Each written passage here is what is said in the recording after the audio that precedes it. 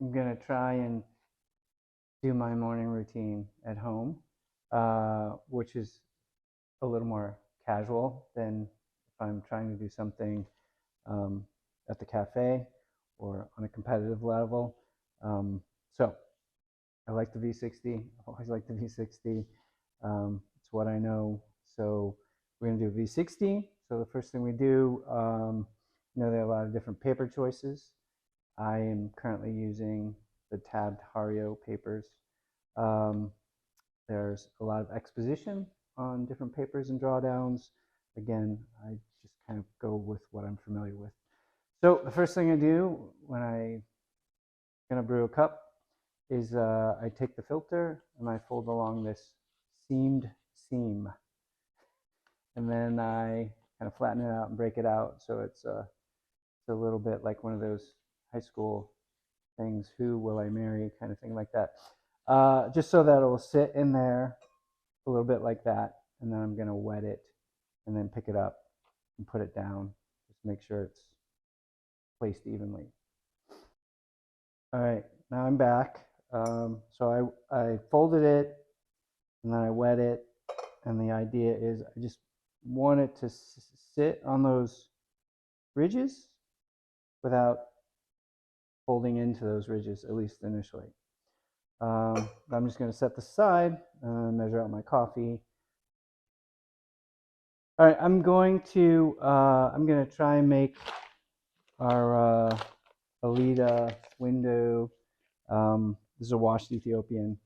Um, we like to historically use a ratio of 1:15. Again, it's very familiar. It works for almost all the coffees, or most coffees, or let's say 85% of the coffees.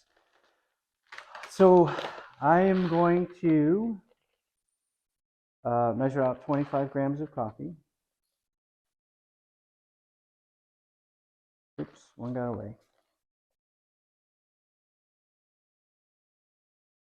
All right, 25 grams of coffee.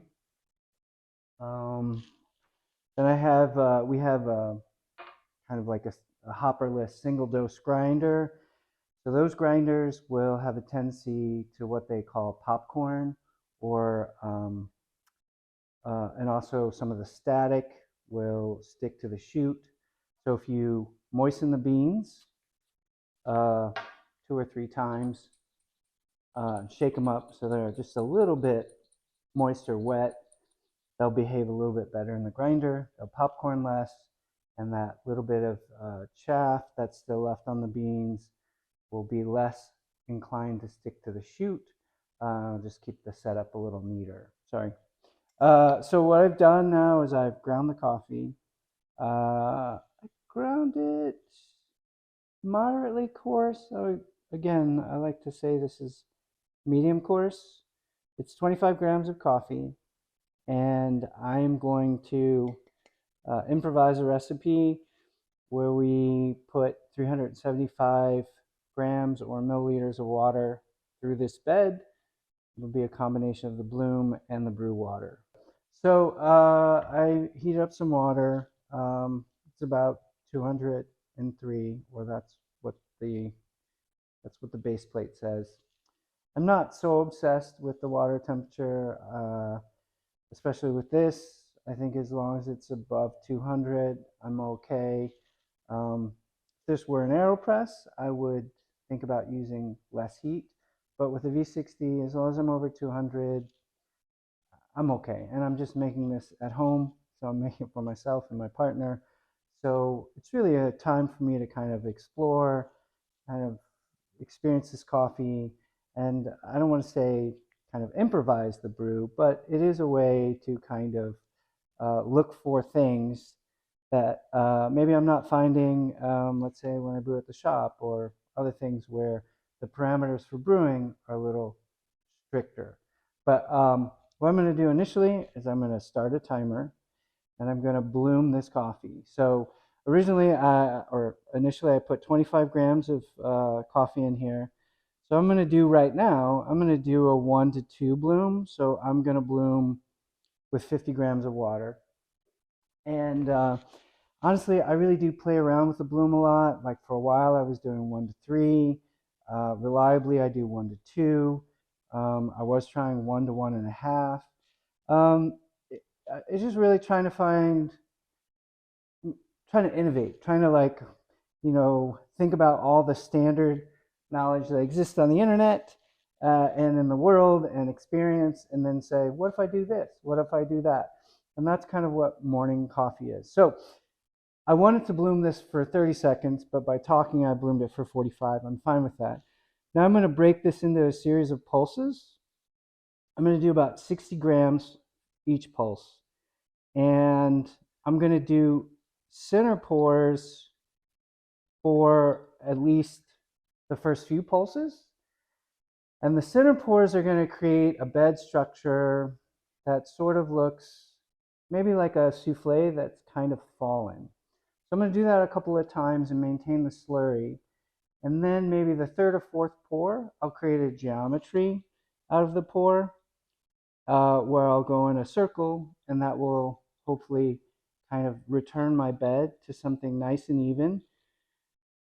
And by pulsing the coffee, I think it gives us an advantage on the extraction. It, in a way, creates sort of micro agitations. So I find this coffee is very soft and beautiful, but when it's initially brewed, the heat can overwhelm it. So I want to try and create like a really, really full extraction where I can find some sweetness. Again, I want to find the character of this coffee. So it's a washed Ethiopia from the Sidamo region. So I want to find the character of that coffee in the cup too. So I'm really trying to fully extract this coffee based on this roast level. All right, so that was 2 or 3 pours. Again, it's really hard to keep track when I'm talking, but this is where I'm going to do a little bit of a circle, a little bit of a change geometry, because I want that bed to be a little bit more even as I progress to the final stages or the final pulses. So we're about 300 grams of water, and I basically have one long pour left, and I'm going to do that. And I'm doing this slowly, and I'm doing it to maintain the bloom line. So my water line really never goes above the bloom line, which is about right here in this cup, in this device. So I really want to maintain a coffee water slurry, so I'm maximizing the coffee and water contact time. And this is a little bit longer brew than, let's say, maybe I'd like to do with the V60. But since I am just kind of making this up and talking at the same time, it's a little hard to kind of pat my head and rub my stomach and be coordinated. So again, this is a little like the structures and like bright lines and like this coffee has to be brewed this way. I think it's worth exploring coffee at home, and that's what makes coffee as a hobby and as part of your life interesting, is that it is not one way and the only way. There are ways to make it better. There are ways to make it less better, but it is always a little bit of an adventure. And if you have a whole 12 ounces of coffee, it's nice to find different expressions of that coffee and also maybe to learn something along the way. So the bed on this whole thing kind of finished up around 4 minutes, which is a little long for the V60, but it was a little coarse, so I think that's okay. And then the bed on this one kind of looks a little bit like a donut, but pretty.